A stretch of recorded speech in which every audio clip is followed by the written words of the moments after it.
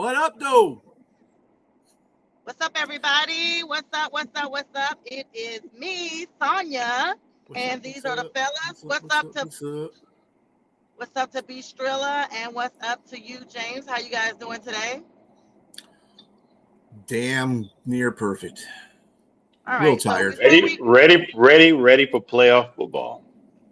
yeah, before we start, you guys will probably see I am mobile. I want to give a shout out to my Zeta Phi Beta Sorority Incorporated. Happy Founders Day to us tonight at 7:20 p.m. 106 years of service, scholarships, and all the people we love. So shout out to everybody.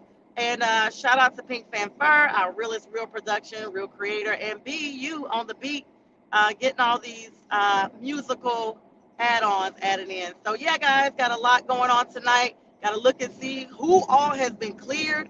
But before we get to that in the playoffs, the big news is, of course, Harbaugh is now a New York Giant head coach, guys. Heard that the Tennessee Titans were in the process of sending a plane for him. When New York does what they do best, hustle up and grabs him to the tune of $100 million, $20 million per year, guys. Are you guys surprised at this grab? Nope. No, Sonya. Go ahead. And just before that, just before you get into it, James, he has not inked the deal yet. They're still hammering out stuff on there, so he hasn't exactly signed the contract yet. Well, but he is there. They sure got it out there. I hope something falls through and Tennessee is able to still get him, because that way we don't have to hear New York Giants fans get rat-a-tat-tat, particularly one particular person that we have to the tune of Fern, who conveniently has disappeared. I keep trying to tell her that she's going to hear it last anyway. 24 hours. Yeah, it's likely to go through, Sonya. I think that John Harbaugh, New York is prime real estate. A lot of players are probably going to want to come play there. I mean, he's a player's coach, so and he gives a fine balance of giving a real discipline towards the team and being a player's coach. And as you saw, I don't know what happened towards the end, the relationship between him and Lamar, but in the beginning it was great. They had excellent player coach relationship, at least from the optics of our perspective, from what it seemed. But the Giants, this reminds me honestly of the Tom Coughlin era. I mean, Tom Coughlin came from a franchise startup, and he brought Jacksonville to some heights in their beginning. As you know, Jacksonville and the Carolina Panthers came up at the same time back in '94, I believe that's when that was. Yes. And 95. look, yeah, 94, 95, and both teams did well their first couple of years, and Tom Coughlin went on to go to New York and brought a couple of championships there against the the dominant dynasty Patriots. And I like John Harbaugh in this position, and I think they'll get some key pieces there. Add around the young players and Malik Neighbors and Jackson Dart, Tyrone Tracy. You add a few key pieces there on offense, and you already have a really good defensive line. New York might be ready to make some moves in 26 and 27, and being playoff contenders, just because of the type of coach that you have coming in. And a lot of times that's really the difference that makes a big deal, as you saw with Sean Payton, how he did with the Broncos, and they became really their household names right now again because Sean Payton is there and doing this thing. So we'll see. I mean, I wanted to put out something here just before any of you say anything in regards to John Harbaugh. John Harbaugh is 180 wins and 113 losses and a 614 percentage win record, and he's got a Super Bowl under his belt. And he's in the postseason, he's 13 and 11. And you compare him to somebody like Mike Tomlin, he's in that ilk. Mike Tomlin, 193 wins, 114 losses, 2 ties, 628 percentage. He's got 8 wins in the postseason and 12 losses, but he got one Super Bowl win and 1 loss. And then, of course, Sean Payton, similar, just like those other guys. They're very good head coaches, but they're not elite. They're not the elite of the elite, the all-time great coaches that I would put them in the same breath. But these are very good coaches. Sean Payton had 184 wins, 108 losses, 130. And Mike McCarthy same, 174, 112, and all these guys won a Super Bowl. So they're kind of in that same breath. This is the kind of names you're comparing him with, his peers, and at the same level, kind of. So the Giants are really getting a really good head coach. That's what I'm trying to get at. They're getting a really good head coach, Yeah, and go ahead, James. No, you go ahead. Go ahead. No, I was just letting you guys know I'm here. I turned my camera off because I am on the freeway, and I just thought that was safer for right now. For sure. But I will say this. So with you saying all that though, James, why then do people think what's the difference that they're in a win now mentality? Why not say another season from now as opposed to they're going to win right away? Because we saw how even Sean Payton in Denver, he didn't win the very first season. He's winning now. He did not win the very first season. So what's the difference? Or is it just, some people think that he's a great coach, but what's the difference that makes him is he a win now? Does he go in there and win now? I think it's more so the expectation of the particular city. I mean, we're talking about New York here.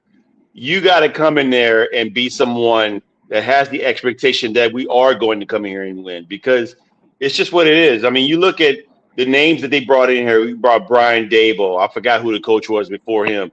These guys, New York hadn't won anything. They had maybe one playoff win, maybe in Brian Dable's tenure there, and nothing else after that. And New York that's not what they're known for.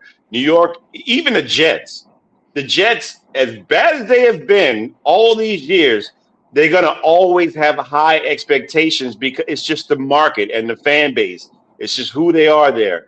I think the Giants are probably going to have a little bit more success than the Jets would, but that's just an expectation. I think that's just what it is. It's what's coming with it. I don't think John Harbaugh has anything better or worse than Sean Payton has. I just think he's going to bring in what he has, in regards to his pedigree and his the skins on the wall, and come in there and make it a better. It's going to be better. I guarantee you, they're going to be better than what they were. But like you said, I think it may take time. It may not be 26. They really have to have some. They have to make some moves in free agency, and they also have to have a really good draft. They got the number 5 overall pick. They're gonna figure out what they can do there. They need another wide receiver. Cornell Tate potentially can come in, and that would help them out. That would help Jackson Dart out. They probably need another offensive line, but I'm not gonna. I'll be honest with you. I probably would take offensive line in free agency over the draft, and I would pick you got to make a splash move. I think they got to make a splash move here. Either they get a running back in like Jeremiah Love out of Notre Dame, or they get somebody like Cornell Tate to come in and help a Malik Neighbors who's going to be coming off of an ACL injury repair and recovery, and you got Wan'Dale Robinson who could be your number 3. So they make a few moves here and there, like I said, and you have a really good coaching hire here. They could come back and bounce back from this year and potentially have a 9-10 win season and hit the playoffs. But we'll see. Time will tell.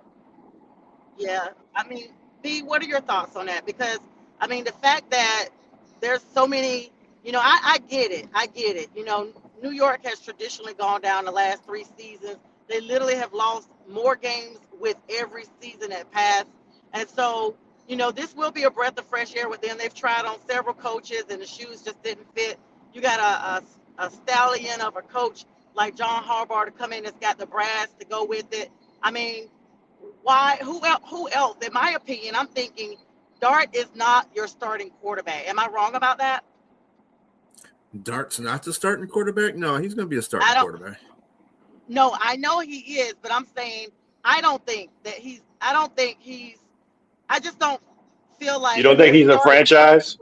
I think he is long term, but I think for what they have going on right now, I think that New York actually needs more of a veteran quarterback that could come in and kind of guide Dart, because right now that line is not ready to receive. Is what I'm saying. They're not the best line. I mean, Dart he doesn't really need too much grooming. He's pretty much been thrown into the game situations. Um, I mean, Dart's just got to learn how to slide. That's his biggest thing. You know, Mm-hmm. 6 to 8 concussions in last season is not good for your body at all. I don't care who you are, and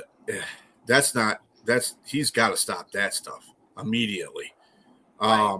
As far as John Harbaugh coaching New York, I mean, New York's going to it's New York. They're going to make a big splash. It's a Yankee thing, you know. They got to make a big splash and stuff. So, I don't know. John, he's been in the league, you know, he's been coaching for 18, 19 years in the NFL and basically for Mm-hmm. one team. Mm-hmm. I don't know how his adjustment will be this coming up year. I think what people want him to do and what he's actually going to do are way on different opposites of the end. I don't Right. think that. I mean, they expect New York or the Giants to be like a 8 and 9 team, and figuratively, it could work that way.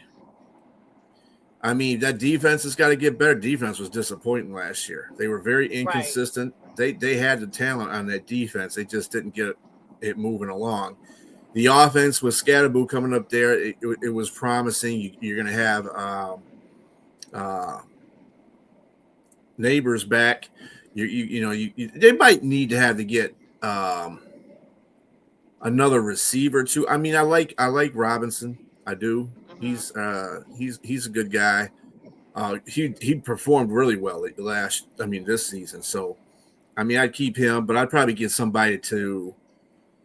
I don't know if he'd be a 2 or a 3, but I'd probably get somebody that could be a 2 or a 3 as well in the draft or free agency. There's going to be a lot of good There's a lot of good free agencies out here. What I see so far in the free agency, until everybody hasn't got a chance to get re-signed yet, but what I've been looking at the free agency market, there's some people coming. Linderbaum got his 5th year. Didn't get his 5th year extension. So I don't know if the Ravens are going to keep him and pay him, or is he going to file John Harbaugh to the Giants, which would be immensely good for the Giants because they Right. need offensive linemen. So, I mean, we just got to see what happens. I mean, Yeah. everything, you can assume a whole bunch and say, oh, wow, they changed John Harbaugh. They're going to do this Right. and they're going to do that. And I mean, I gotten to the point where I've heard a couple of Giant fans, and not our Giant fan, but a couple of Giant fans say that, well, we're going to go to the Super Bowl. Yeah, okay, whatever, Yeah. dude. That's honestly, I'm gonna be honest. Our Giant fan who's not on here tonight, he thinks the same thing, and I cannot wait for him to have a moment of realization that even John Harbaugh, I don't care if he brought Peter, James, and some of the apostles with him, they are not working miracles in 1 year in Giants territory, and so that's why he's not on here tonight, because he's probably already had that moment of realization, and we know he scampers away whenever facts come out. So, it would be great to be free of them for another year. Um, but they will at least improve a couple of games. I'll give them that. They got to win more than 4 games.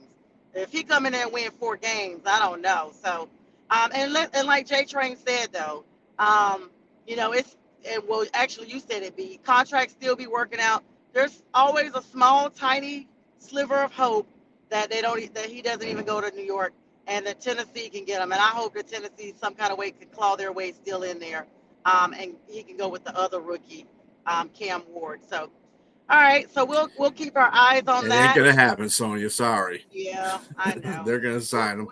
we'll, See, you're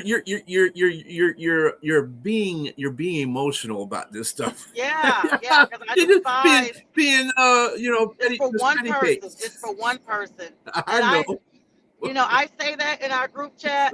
You show me pettiness, and my petty level goes to hell. Okay, you want to go low, I'm going to hell. That's pretty much it. And so, um, I could keep it going, but if all this person ever talks about is that we won 8 games, then you have nothing else to say because at the end of the day, who's the NFC South champion? No matter how we got there, we're there, and you are at the gutter of your division. If you had a lower part to be out of the NFC least, they would fix it for you. You're not even number 4 in the division. You're really a -4. You're garbage. So, um, I know you're listening, and that's for you. All right, guys. So moving along, let's talk about the playoffs here. Big weekend. B, give us the headway of all these big players who, well, one big player in particular, um, Christian Gonzalez. Let's talk about this New England game and his being cleared concussion protocol in 2 days, looks like. Well, it wasn't 2 days. I mean, he Nah, no, I'm got being hurt. funny. He got hurt, I think, on Saturday. So, I mean, it's amazing how fast somebody. I usually thought that the rule was a week, and that would make sense because they'd be able to play the following week if they passed, protocol. I mean, we know Nico Collins isn't playing because of the same thing. He's in concussion protocol, but Gonzalez cleared that, so he'll play against the Texans, which they need him to do because I don't care if you don't have Nico Collins or not. Christian Kirk last week was killing everybody. So, yeah. So you need somebody, and Gonzalez is a very underrated corner, underrated Right. corner. In other news, the Buffalo Bills are getting back Ed Oliver and Curtis Samuel. They just activated them off IR. They definitely are going to need them too, especially Ed Oliver because their run defense is horrendous. I mean, horrendous. Yeah. And they got Dobbins back there and Harvey back there for the Broncos. They're gonna run that ball. If they can run that ball effectively, you ain't got to worry about Bo Nix making mistakes against that secondary because they'll be able to run the ball. I think we'll get to that in a minute. Anyway, other than that, we got I don't hear anybody else. Dre Greenlaw from the Broncos is coming back this week. Warner for San Francisco will not be a no-show. He's out.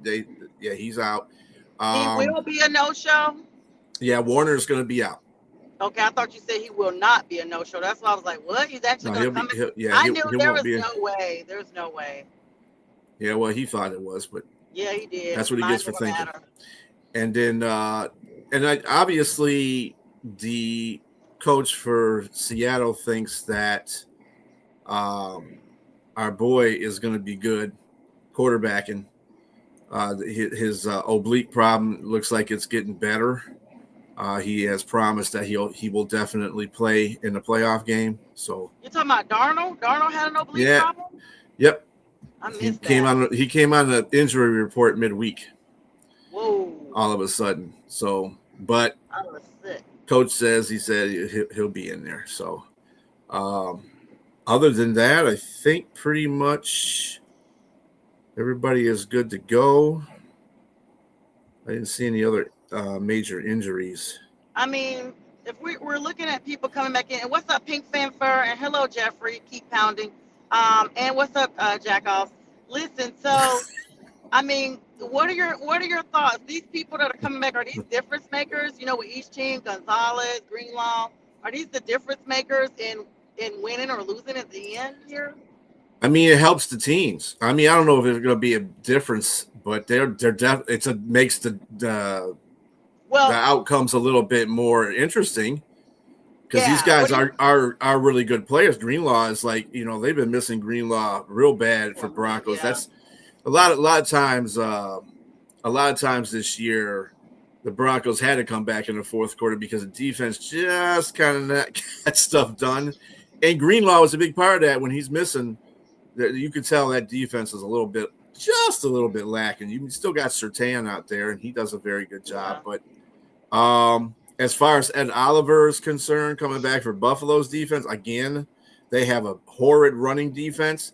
He might improve that a little bit. I'm not saying he's going to completely be the guy that turns it around, but when he's in there, the run defense is at least not laughable. I'll put it to you that way. Yenzer, I know that I'm driving. I saw it. I know it. I mean, James, what do you think? So to piggyback off what Brian was saying, to have Ed Oliver back, as bad as the run defense for the Bills is, I mean, ranked at about 28th. They're going up against it. They're going up against decent running backs for the Broncos. I don't think they're great. I think they're good. I think they're not great though. And it's the opposite. I mean, for Buffalo has James Cook, and James Cook can cook. My man is cooking, but he's going up against the number 2 overall run defense, and so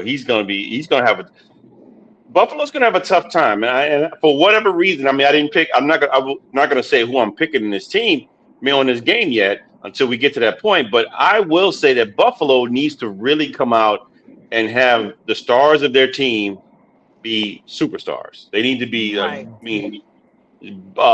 Josh Allen needs to have a cape out of his coming out of his jersey the whole game. And James Cook needs to be the Flash. We need DC superstars need to be on this team in order to beat that. Yeah, we got DC versus Marvel. Marvel is probably Sean Payton and his crew, and that defense is. We're talking about Marvel on both sides. The Avengers and stuff. The Avengers, everybody. Yeah, X-Men. Everybody's on that team. So they got them all wrapped up into one in that team. War. Yeah. So, and it's just, that's going to be a tough game. And they're in Denver, Mile High. So they're not just playing against a tough defense. They're playing against, lack of oxygen too, as well. So it's just, it's going to be a tough game. So I look forward to it. That's what football's about. This is that season. Division, win, put up, shut up, or go home. That's it. Yeah, win or go home, and it's definitely now. Wild card is, of course, over with. So now this is officially the playoffs. I don't know. I think we're probably going to be looking at some games that come down to the last 4 points, just like we saw in the wild card. It's been just very interesting, including some games that originally looked like they were, washouts or whatever. And then all of a sudden, the underdog comes back swinging, literally, not even figuratively, but really swinging and staying in the game. So, I don't know, guys. So I guess we'll start spinning towards that way right now. You guys could kind of take the lead on that as I am about to get to the house here shortly. So what game you want to start with? Well, let's start with the Saturday games. Yes, first. We'll get to, let's see here. We got the Saturday games are going to be Buffalo at Denver and San Francisco at Seattle. Buffalo at Denver, we've been talking about that heavily, actually leading up to this. Broncos are favored by 1.5. It's in Mile High. Buffalo doesn't need to come out swinging, because if this defense gets a foothold, it's lights out for Buffalo. And myself, my opinion is I think Buffalo goes down in this game. I just think Denver's just got too much defense. You got to look at it like this. I look at the teams that Buffalo has played and how they played against them. They played Houston, which is right now the best defense out of every team in the playoffs right now. The best defense of all of NFL, really. And Josh Allen couldn't do nothing against Houston. He was running for his life. Broncos are like maybe the second or third graded defense in the league. I think they're second. Are they second overall, James? Or are they third overall? Well, they have different numbers I saw, but they're in the top 3 in regards to, Yeah, I think, their I think overall. it's like So Seattle and them. yeah, I think they're it's in the like top 3. Seattle. Yeah. So They have the number 2 yeah. run defense. Mm-hmm. Does that really hold up though this late in the Yeah, playoffs? I mean, defense like travels Defense wins and does everything. championship. Hmm. That's pretty much it. That's. I mean, unless you got an offense that's like a greatest show on turf type offense, yeah, it's going to be tough. And with that said, I mean, I look for coaches to pull things out of their bag. When we're looking at Sean McDermott versus Sean Payton, uh, that's going to be a really good matchup against. That's going to be a really good matchup in between those two coaches. And Sean Square. again, and Sean Payton, man, one thing I loved about him being in New Orleans all those years, he's a troll. He will troll you and throw out some shots at you, whether it be on the field or throwing a choke shot sign if you're doing something. He's not scared to go up against players either. I mean, we can't go back to the Super Bowl of 2009 where he called the onside kick. You can't do that anymore. There's no surprise onside kicks anymore. Mm-hmm. So, but Sean Payton will bring it. But my surprise would be the Bills. I think the S is going to be on the chest for Josh Allen. I think he's going to be Superman, and they're probably going to win. You saw it was only 1.5 in the spread. I think they win a very close game here going, and they're going to upset. Because I think my thing is I'm not sold on Bo Nix just yet.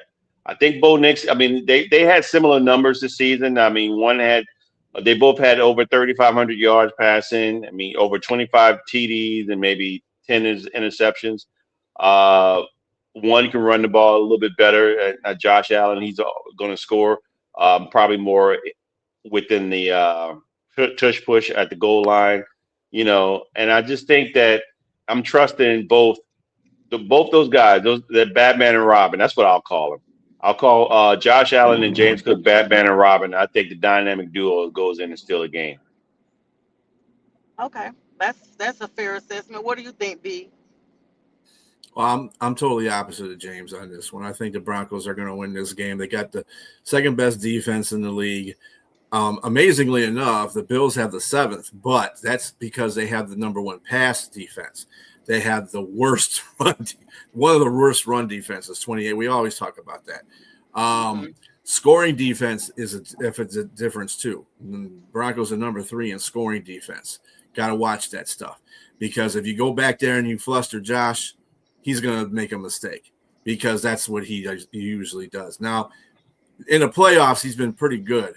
Really good, actually. Not pretty good, but really good. The thing that's been letting him down in the playoffs is his defense. Now, his defense is, like I said, number 1 pass defense in the league, but their run defense lacks imagination. And there's 2 things in this league that you have to do when you're in the playoffs. You got to run the ball, and you got to be able to run the ball, and you got to be able to stop the run, and you got to have good defense. Neither of those things. I mean, Buffalo has a good run offense, but their defense is like, no, it's not going to work. And even with Dobbins and Harvey back there, it's going to make them look really good because they're not going to be able to stop that. Even with Ed Oliver, Dobbins is out. Denver. Dobbins is out. He's out. He's on IR. Yeah. So they, wow. I mean, you're right. They got Harvey, but like you mentioned, Ed Oliver. It's going to be interesting to see what he can do, being that he's coming back. I think the fact that was a big surprise for me when I saw that he was back. I said that might help shore up some of that run defense just enough to give them some opportunities to catch them on 3rd and long, or, put them in 3rd and long situations and stop them. Man, we'll see. Bo Nix is going to be the key here. To me, Bo Nix is the key. If Bo Nix can come out and don't throw any turnovers, take care of the ball, maybe get some first downs here and there with his legs, then yeah, maybe they win the game. But I like the changes that have been made here. Like you said, Ed Oliver coming back, and they got Curtis Samuel coming in to help out on offense. They're gonna need it all hands on deck on offense because that, like you said, that defense. They got Patrick Surtain Jr. I mean, as the shutdown corner on one side. That rookie on the other side Yes, is playing out of his yeah, mind. it's going to be good. But it's So this to yeah, me this is probably the best game that's going to be played this weekend to me because yeah. I just think there's a lot of good matchups here. I just feel like um, even though I really, none of us are really concerned about the AFC. My overall picture is that the AFC Championship game will be between the Patriots and the Broncos, and I feel like, however, that Bo Nix, um, being at home, I think this will still come down to maturation. Like you said, JTrain, you're not 1,000% sold on Bo Nix. I mean, let's be clear. Even though this is his second year, he's still considered a rookie. Anybody under 3 years is still really playing and expected to play rookie level football, unless you're an anomaly. And that's why they have rookie contracts. They're still in their rookie years because they have not been, proven yet. They have some really good players like CJ Stroud is another one that, in his rookie year just came out swinging, running all that stuff. And like I said, it's an anomaly. It's not a norm to see that. But with that being said, I feel like this with Josh Allen already having been here before, having been here multiple times as a franchise, Buffalo themselves, even though it's different players, the fact that this franchise cannot get over that we've been to the Super Bowl back to back to back to back times and never won. So I think they're taking this to heart this time. We've all said it. There's no Lamar Jackson, no Patrick Mahomes this time. This is your time to do it because when those two gentlemen come back, we don't know what that looks like, and those have been his nemesis the entire time. So because of that, I think that it's going to come down to sometimes you do have to play with emotion. Sometimes you do have to use emotion as your catalyst, mind over matter. And I think because they know this, they are going to play even more diligent because Josh Allen doesn't want to be beat by a rookie quarterback and eliminated. So, with that being said, I would be willing to say that the Bills will pull this upset off and then face the winner of the Texans Patriots game. Speaking of, let's go to the next game, B. And guys, I'm almost home, so I'm going to turn my camera off here in just a second because I'm literally about to park. So you guys feel free to talk, and I'll get in as I can. All right, the next game is San Francisco at Seattle. Seattle is favored by 7 points. We have no Kittle in this game because he is on IR, thanks to his injury against Philadelphia. Seattle was dealing with a quarterback issue. Sam Darnold had a oblique issue that popped up in the middle of the week. Put him on an injury report and put him as questionable.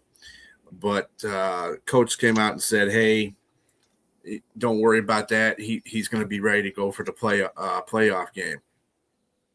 Okay, oblique is a heck of a lot of to go through and put in a playoff game. Let me tell you something. So Purcell is going to be playing for. He was questionable, but it looks like he's playing for San Francisco. So San Francisco is going to really kind of depend on CMC, the normal thing. CMC, Trent Williams is going to be playing, so that's going to be good for them. And Purcell. And Purdy's got to go up there and have a heck of a game. They've been doing amazing just to this point. But Seattle, that seems to be a thorn in their side. The last time they played Seattle was like about 3 weeks ago, I believe. And they lost. And they did not look very good. And that was at home. That was at San Francisco. So, I mean, Seattle's a good road team. Kind of wary about what they do at home, though, because they're not really a good home team. But this is the playoffs. They're at home. They're going to be pumped. The crowd's going to be in it. I don't see Seattle losing this game. I think unfortunately, the road ends for San Francisco in this game. It's just too much. Kittle is the last straw, I feel. and not having Warner come back.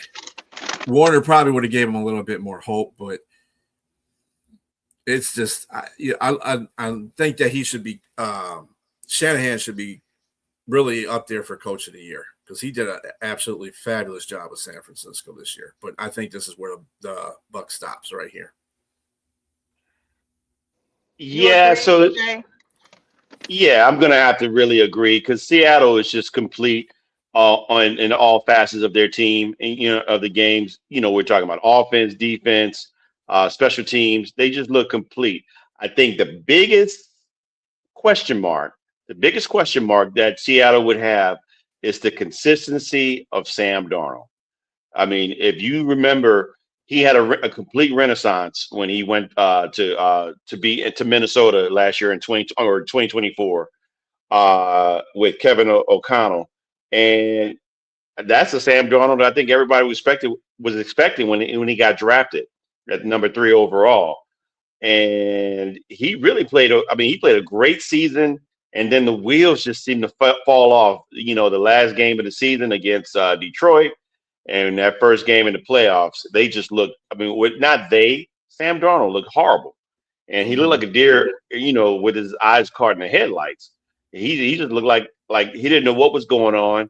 And this year, Sam Darnold in Seattle has played pretty consistent ball. He's played pretty good ball, and he's played resilient in big games when it matters. So it seems to me that like he's gotten over that hump. Like he's not afraid of the big moment. He's not afraid of the big lights. I think he's ready. He's probably doing his Willie Beeman impersonation when he gets into the huddle and throws up, and then go ahead and throw for 3 touchdowns and 300 yards. So I think he can actually just don't turn the ball over. The game's over. Like you said, there's too many missing components for the 49ers. The last straw was Kittle, unfortunately, being missed, gone because of his Achilles rupture. And so I would say that definitely Kittle, excuse me, I lost my train of thought here. The 49ers are going to have a tough time, but I will give credit. I like the coaching here with Shanahan. He's going to keep them in it. He's going to keep them in the game. I don't think it's going to be a blowout by any means. It's going to be a tight game. You still got Christian McCaffrey, so you can do some things with him. And as you saw the last game when they played, that trick play with Jawan Jennings throwing a touchdown to C-Mac. Some interesting stuff, but they're going to have a tough time, though. I don't think they're going to be able to stop the running game with both Kenneth Walker and Charbonnet. And it's going to be a tough. Yeah, it's going to be a tough time for them. And then, of course, Jackson Smith and Jigba is the leading receiver in the game. He's not going to be shut down either. So it's just going to be tough. But it's going to be a close game, but I got Seattle winning this game. Yeah, and so with that, unfortunately, I have Seattle winning as well because San Francisco is just really beat up. They literally are beat up, and they limped into the last playoff series some kind of way, got it made. Seattle beat them up pretty bad the first time. They were already, bumped up and bruised going into the last matchup. They're running on fumes right now. This is the time of year a lot of players are hurt anyway, but we've seen Brock Purdy bleeding.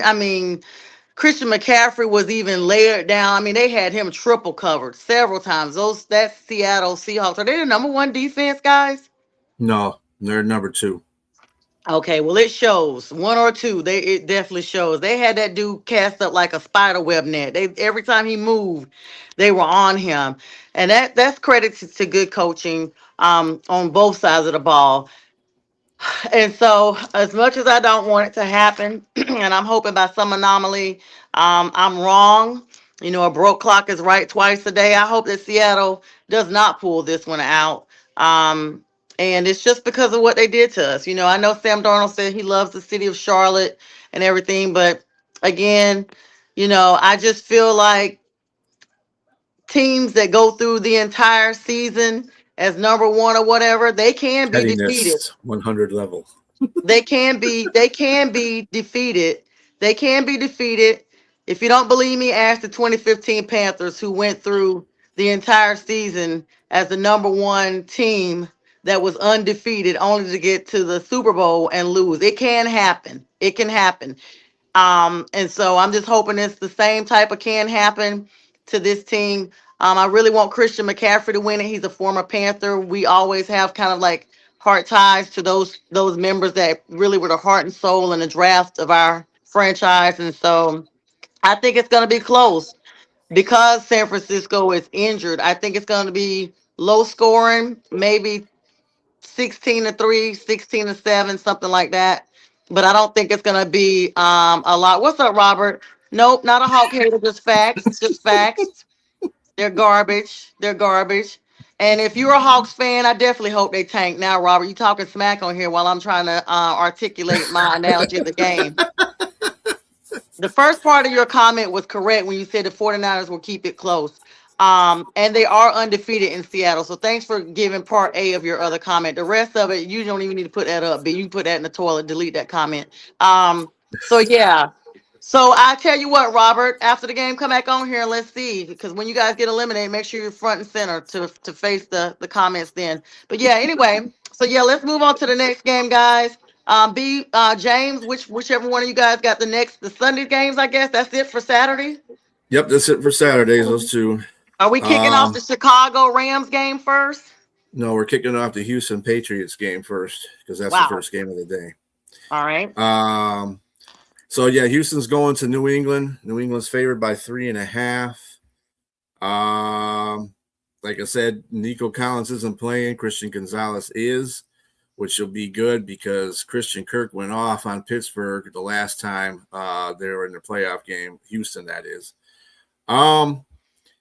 I am going to be, of course, taking the Houston Texans in this one because they are far and above the best defense.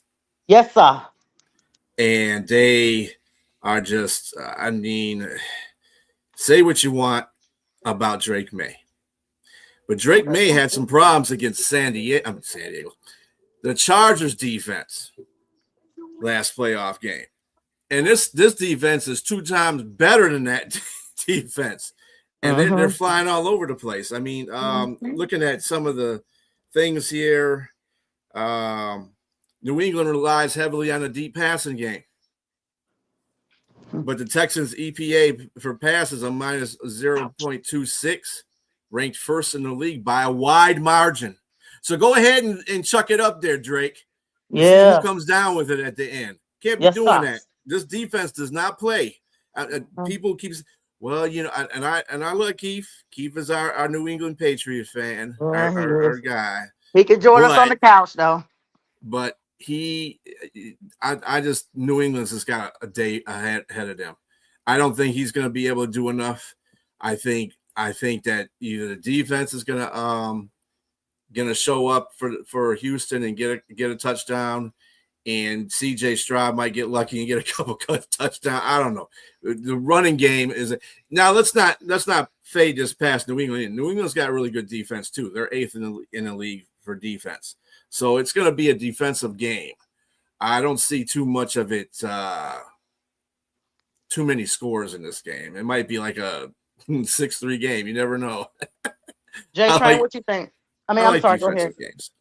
Yeah. So you got So yeah, they're going to be a problem against them, and you know, he got sacked 5 times with the Chargers defense. Lay them out.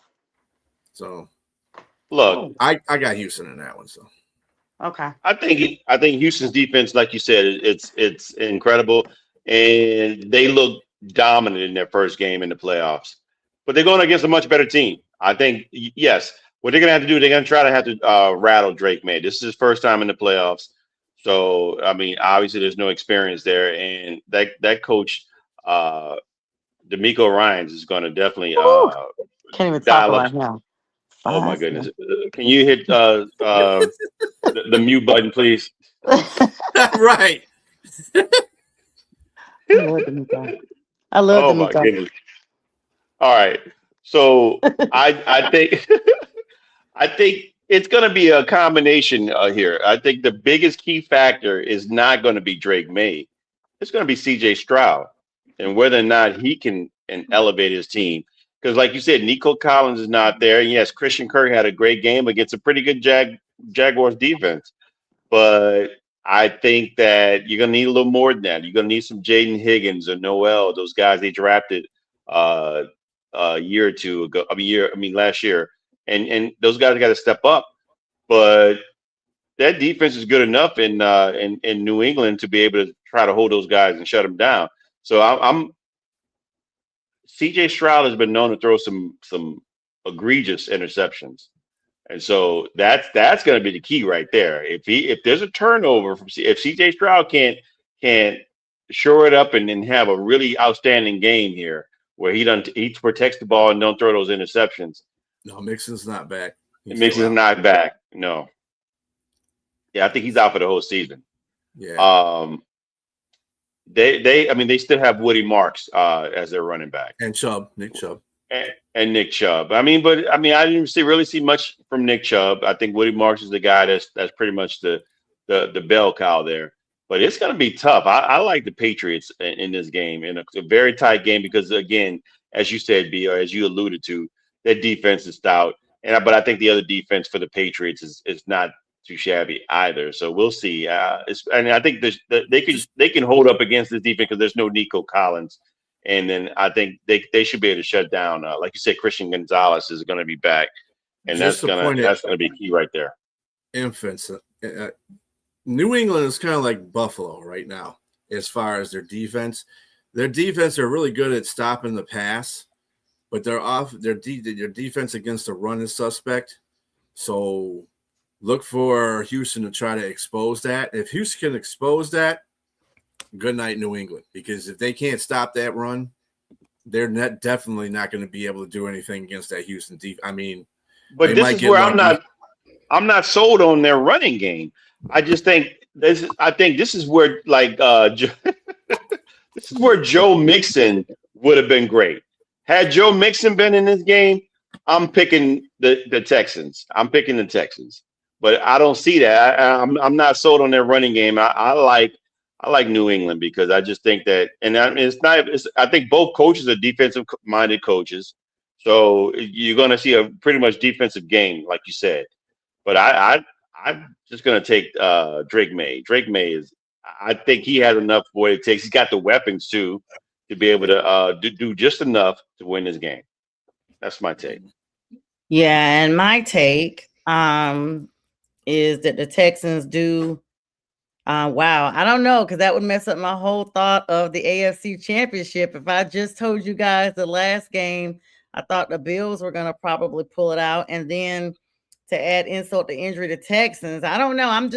I haven't mentally prepared for a Texans and Bills AFC Championship. And I think that if we see that, it's going to be kind of like akin to the college playoff situation. Just new teams, new faces, new talent, and it's just a new time to embrace all of that. Thanks, Robert. I miss you on the Unprofessional Show as well.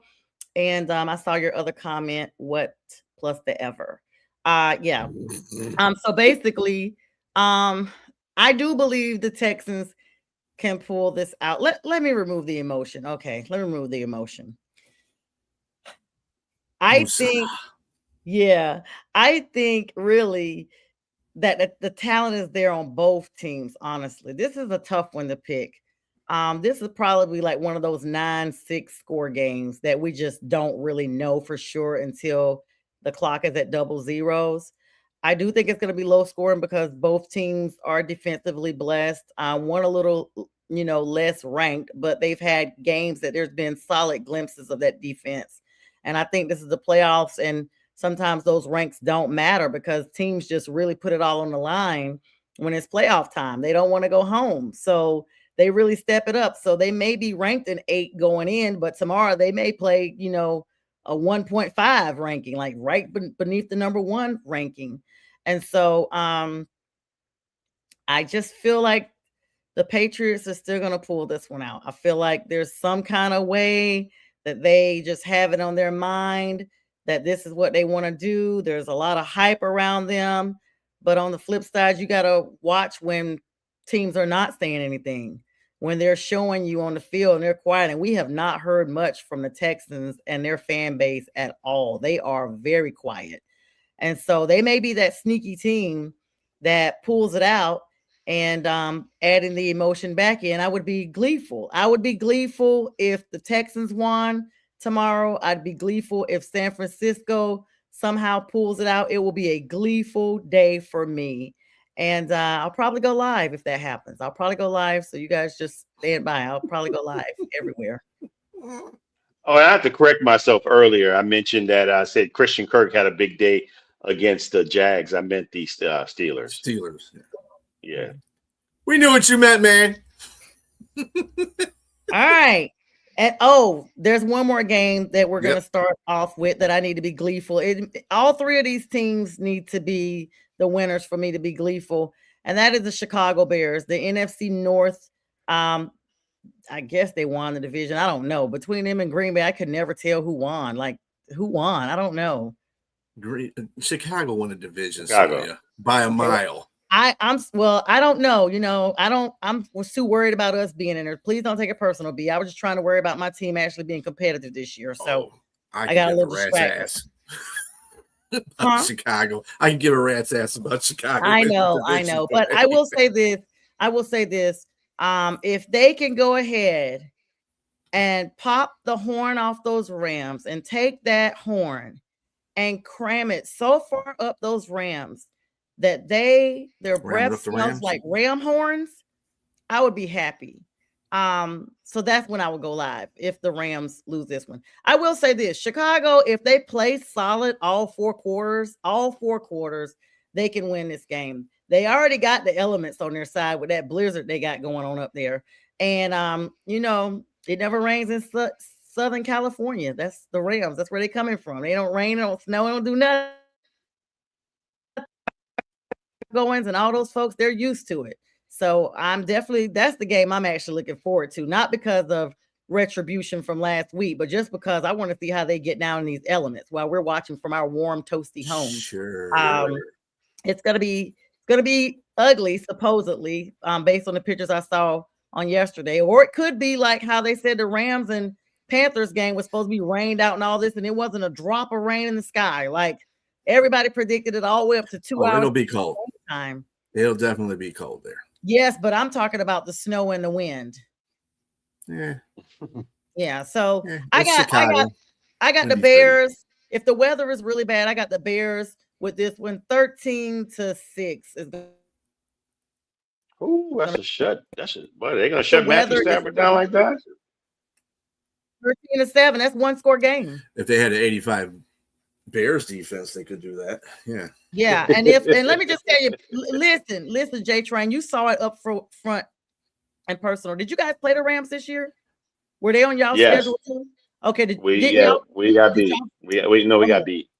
Oh, y'all beat. Okay. Well, the Falcons beat them. The Panthers beat them. Almost beat them a second time in a very close game. So anything is possible without the elements. I'm just saying the Bears are a better team than the two teams I just mentioned. And so I definitely believe the Bears got their claw out. Depends on what color polish Caleb is wearing tomorrow. So B, I'll go next, man. I love so many aspects of football, man. To me, the game is almost like a chess game. You have different pawns, knights, rooks, bishops, kings, and queens on the floor. I think that right now there's two guys that are going to be out there playing some great chess out there, and that's Sean McVay versus Ben Johnson. I'm looking forward to this matchup, and I'm looking forward to both guys. I think they have all their pieces offensively, so it should be a really evenly matched offensively. Now, I know the Rams have a little bit better defense than Chicago, but offensively, man, I just really, especially with the elements out there, like Sonja alluded to, that it might change some things for the Rams. I'm looking forward to seeing what type of tricks they can pull out of their bags, man. Because I know they're going to dig deep in their bags for this one because it's going to be tough. I think both teams offensively present some challenges for both defenses, and so the question here is whether or not Caleb Williams can be consistent all game and not be bad for the first 3 quarters and then pop up with 25 points in the fourth quarter. They really need to be consistent against this team because Matthew Stafford can carve you up. As he's shown, he's thrown 46 touchdowns to 8 interceptions. And I think that most of those interceptions came in the latter part of his season and in a couple of games against your Carolina Panthers. But I would say I'm going to go with the Bears at home. I like a close game and an upset here. I think this is a showing and coming out party for Caleb Williams. And I think he, just as Matthew Stafford can throw and win some game time decisions in the fourth quarter, Caleb Williams is also showing he can do that too. And I think, again, I like both teams have really good running game. They have stout running. Both Kyron Williams and Blake Corum is going to be good for them. But I also like Swift, DeAndre Swift, and Manungai, not Mafungai, but Manungai. Hi. I think they're gonna do well, and again, it's gonna be a close game. I got it, maybe 17 to 14, Chicago. Okay. All right, B. Well, again, I'm not picking the Chicago Bears. Their defense is horrendous. Green Bay didn't have no problem moving the ball in there. The problem with Green Bay is they shot themselves in the foot, whatever defensively they possibly scoring 25 points in the fourth quarter. That's a defensive problem. That's not an offensive problem for Green Bay. Rams defense is better than Green Bay's defense as Green Bay played last week. They're better. They're a better defense. I know, Sonja, you got this whole hard up thing about the Rams because they beat y'all, but the Rams are a good team. They're not garbage. If they're garbage, then that means the Panthers are even worse than garbage. Then, right? No, we beat them already. We beat them one time. They beat you in the Falcons, but that was the playoffs. Everybody steps up in the playoffs. They beat you in the playoffs. Look at how close that score was. What counts. That's what counts. No, but they struggled. They didn't blow us out. Everybody, we were 10. Nobody said they're going to be blowing. Yeah, but nobody thought that was going to happen. Anyway. Vegas had us 10.5 points. Vegas can suck it. Yeah.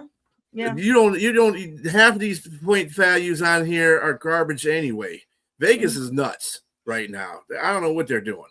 But anyway, they're trying to get people to spend all their damn money in Vegas and get rid of, everybody living in the street. But anyway. I don't know, B. The house always wins. The house always wins. Yes, sir. Yeah, and I'd be willing to come on here and do Did they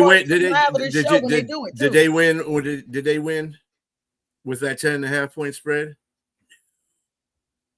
They beat us. They throw duds out there and every now and then, but the majority of times they win. For sure. Playoffs, though, really, it's really hard in the playoffs to set a betting line because these teams are just weird. They function weird in the playoffs because they're just somebody's going to turn it on, somebody's going to turn it off that you don't expect. So, but like I said, Chicago's defense is not good. The only thing that covers up their defense is they're number one in the league for turnovers. But if you're playing in the playoffs, that's not going to happen very often. In fact, like I said, Green Bay was running up and down the field on them.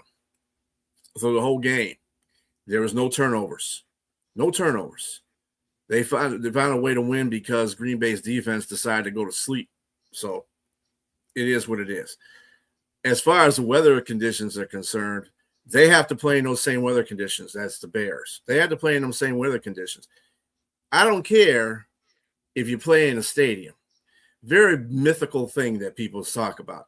These players come from different walks of lives and different colleges where it's cold and stuff like that, and they played in that before.